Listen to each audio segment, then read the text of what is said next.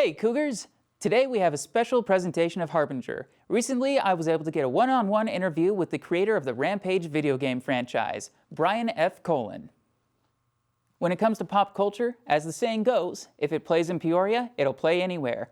And fans of classic arcade games will know that one video game franchise has taken that phrase literally.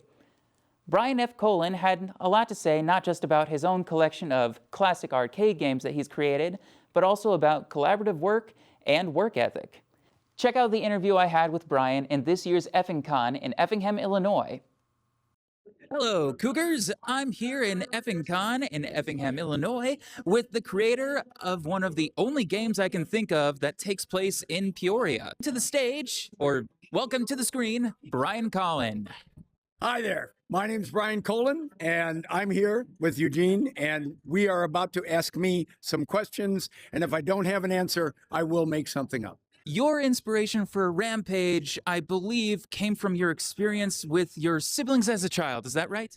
They're giant monsters destroying everything they see. That'd make a great story, but no. How did you first come up with Rampage? It was after a trade show. I'd done a couple games. They were already calling me a designer. Did several games for Bally Midway, arcade games back in the day. So this is kind of ancient history. And I saw some competitors that had animating backgrounds, and our hardware did not. So I was in a meeting with a few other people, and I want animating backgrounds. I want bigger characters. Brian, they're not going to give me, but I've seen it here. Can't we? They just spent. Brian, management is not going to, but Brian, can move an animating rectangle. What are you going to do with a moving rectangle? So I thought about it for a second, and I turned to Sharon and said, so a building is a rectangle. Collapsing into itself is a moving rectangle. We cover up the bottom with dust, and what knocks down big buildings? Big monsters. So everything I wanted to do in the next game, I had just figured out how to do, even though they told me the hardware couldn't do it. We knew we had next year's #1 game. We all jumped on it. We all ran to our boss, and he said, no. That was the inspiration. Monsters were the victims. I was a monster. I was George, actually, in the original game. My wife was the monster, and the programmer, Jeff Nauman, was the monster. We were the victims. We didn't ask to be turned into these giant monsters. It just happened because of bad corporate management and bad food additives. Scum Labs was the name of the evil corporation. But basically, yeah, no, we had to fight to get the game done, because back in those days, arcades themselves were considered, we don't want them in our neighborhood because they'll bring a bad element. So while I can understand management's reluctance to let us do it, we had to fight for it anyway to get it done. And fortunately, we were able to do that, because when it came out, it made more than any arcade game had ever made in history. Your image was used as the human form of George. Yes.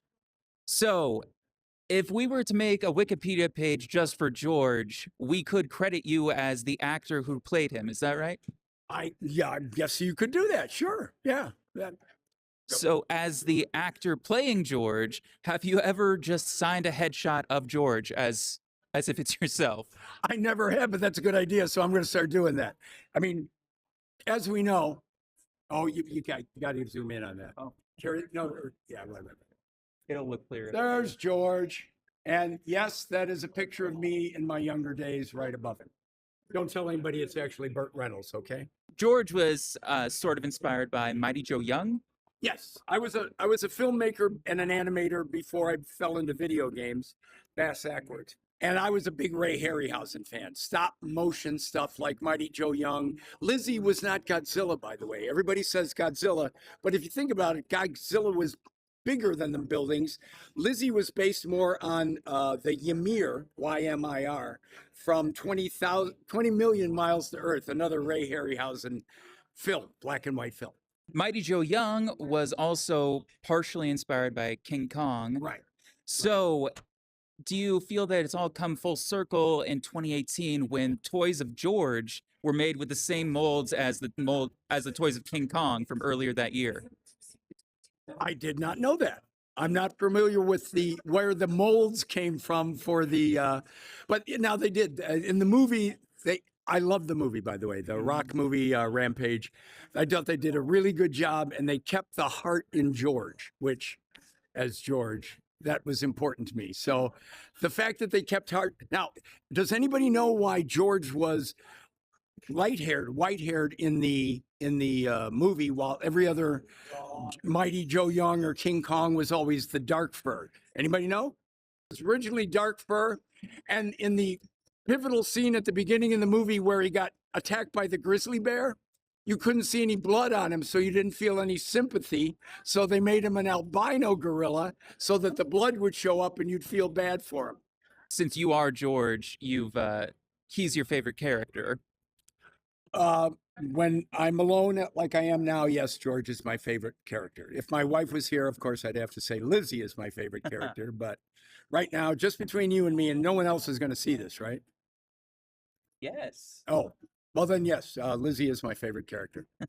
So you started out as a filmmaker. You had an international award-winning film, and then you went on to video games. So, having worked in so many different forms of media, do you have any words of encouragement or inspiration for the students back at ICC?